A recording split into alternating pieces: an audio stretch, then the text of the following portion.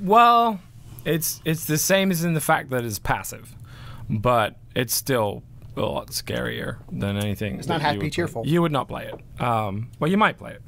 I think I looked at this. This is something that actually has been on my wish list for a little bit, and when it first came out, they showed a really good trailer for it. It looked really interesting, but the thing I like the most about it is it's based on a story that I love. Well, I say love. It's a horrific story, but it's, you know, it's like a What good is horror love? movie and all that kind of stuff. Tom likes horror. I do. Horror. And right now. This game is called Kholat. That's Kholat. That's H for those of you who don't speak English, not That's H. True. And it's an indie survival horror, but it's based upon this tale, this Russian tale of the Dyatlov Pass Incident. So the Dyatlov Pass Incident was basically a group of like 10 skiers or so went up this mountain that was called Kholat, I want to say. I can't pronounce that greatly. You're not Russian? Yeah, I'm not Russian at all. And It's in Russian on here. yeah, there is a Russian translation. It's kind of scary. So they went missing, and I think 9 of them were found dead, and the 10th one had walked back because he was already sick before he got there. But the way they were found dead was over a period of time, because this Russian mountain is a frozen mountain. There's ice everywhere. So they'd find a couple bodies by the camp that were looked like animals had attacked them, but not really. Like there was some really bizarre puncture wounds. And then a bit later, a couple months later, the ice thawed out another area. They found 2 more bodies, and they again ice preserves things. Well, yeah, but the thing was the kind of the way they had been killed was really disturbing. Like every single different group was killed in a equally horrifying way, and none of it looked human or even animal to an extent. It was just like a supernatural killing almost, or a monster or something, which is why it sort of has such Cthulhu.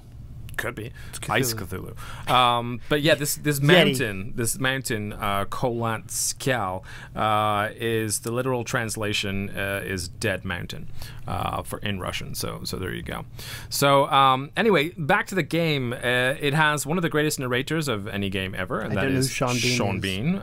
Sean Bean is a famous English actor, sir, that dies in every movie that he's in. He's also in Game of Thrones and Lord of the Rings and all those things. I've seen none of that. That's because you are young. Yeah. But here's the thing about this game. So you basically go to the train station in Kholat, and then that's as much direction as you get. How big is Kholat? I mean, it's pretty big. Pretty big.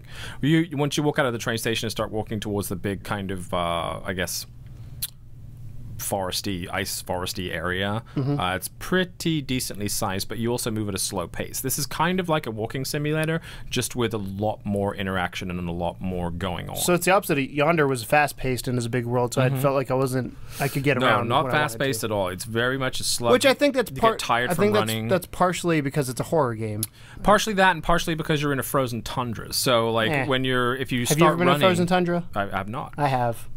I assume it was hard to run for long periods of time. Unless you have snowshoes. Yeah, I don't know if he has snowshoes or not, but he would get real tired if you ran through the snow for long periods of time and stuff. But you basically you started this train station, and there's zero direction at all, nothing. I was walking around for fucking ages trying. If you're watching the video, you could see me do it. Is there an objective or anything? No, nothing. No, it's just here's a train station. Go, go, and you're you're walking around do I mean, have to go on the train? Assume you know. Do you know?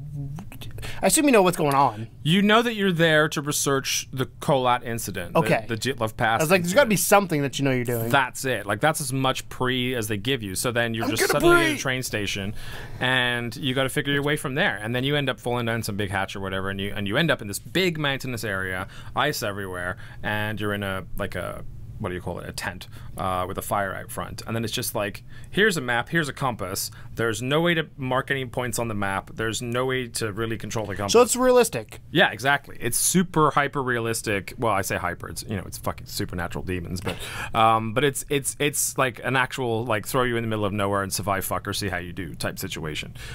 So the lack of direction was something that was kind of annoying at first, because I almost wanted it to say go this direction, so I had a fucking idea of what I was doing. But then the more I realized that I didn't know what I was doing, the more alone I felt, and the more I was the tension's actually creeping up a little bit here, because I don't know where the fuck I'm supposed to be going. What's going on. And everywhere that I visited, there'd be some crazy shit that would happen. But the pacing is excellent. So when you're walking around, you might see some weird glowy thing on the floor. You go over to it, all this weird demonry stuff will happen, and then you you keep on trucking to a different area, and then there might be like a ghost that you see, and you have to follow the ghost. The weirdest part for me was a bit later in the game.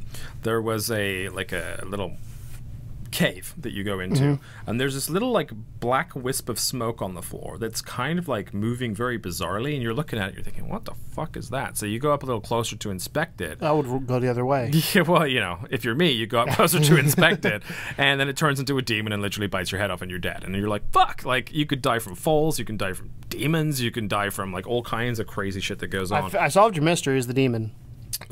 Yeah, well, there you go. I mean, there you go. Spoiler alert. Figured it out. So the exploration is very much a part of it. So as far as exploring goes, you would be probably okay with it because there is a lot to do.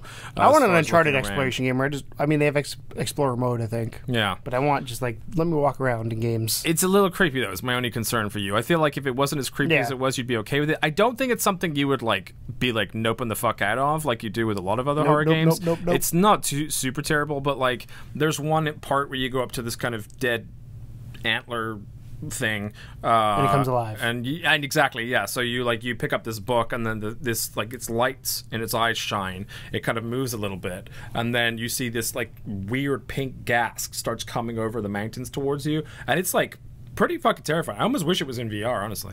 And then you're like, okay, I need to get the fuck away from here. So you just run as fast as you can, and then like it starts billowing through some of the caves that you're running through, and like you can kind of see this ghost guy ahead, so you're kind of trying to follow him because you figure he's trying to help you out, and it's kind of this. It was really like a rush. The ghost guy's actually going to be your murderer. You're going to run right to him, and he's gonna he hasn't been so fucking good so far, but then there was this really eerie forest I came across at one point where everything was like red, and all these demons were just casually walking around, but the only thing you could see is their footsteps. So you would just see these red footsteps on the floor, and you'd be like, I'm going the fucking other way. It was pretty bad. But you know, it is a walking sim at heart, but there's a little bit more action to it than normal. One of my favorite things about it is the fact that it does force you to utilize like an actual map and a compass and a flashlight, and that's it. And they say like at the beginning, like, don't overuse your flashlight because monsters can see you when you're using your flashlight, right? And you never really know what type of monster you're walking into, whether it's just some, because the whole thing just has this super creepy undertone to it. It's $20. I picked it up on sale for a little bit cheaper than that. I think I got it for $5, which I was super pumped with. It was on that mid-year sale. They did it before, but I was waiting for a price drop on it. But even at $20, it's not terrible, honestly. So yeah, I mean, if you like survival horror, if you like the idea of the story of the Dyatlov Pass Incident, and if that, because there's like movies and stuff about that, so if you've ever watched the movies, you might be interested in it. But voiced by Sean Bean, who's an excellent narrator, and I had a blast with it. Honestly, like I died a couple times, and I got a little pissed off because I was dying for stupid reasons, like just falling off a shelf or something. And then I got to the point where I was like, you know what, I kind of want to keep going. And I was only supposed to record so much footage, but it was like me with Yonder. Kept recording. Kept going, Yeah, I just kept going, and I was supposed to record for 20 minutes, and it ended up being about an hour and a half. I think I did an hour. Yeah, I think I did an hour. I don't know if I recorded the whole thing, but for some of that. Yeah, but it hooked me a little bit, and I don't know how tempted I am to pick it right back up and continue, because I got lost a lot in that game, which was the only frustrating part for me. But I definitely think it is worth a shot, and if you dig that type of game, then it's worth checking out. Cool. So what we're telling you, if you like horror game, pick up Kholat. If you like happy, fun games, pick up Yonder. Those are the goal for the spotlights here, just so you guys know, is to show you some games that we think A, might get buried, or B, may have already come out and you haven't played it. Because Kholat got buried right away. It was released alongside a bunch of other crap, and everyone just ignored it, and it's a shame. So check it out. If you guys check it out, let us know what you think of the games. But with that, let's move on to the question for Sony.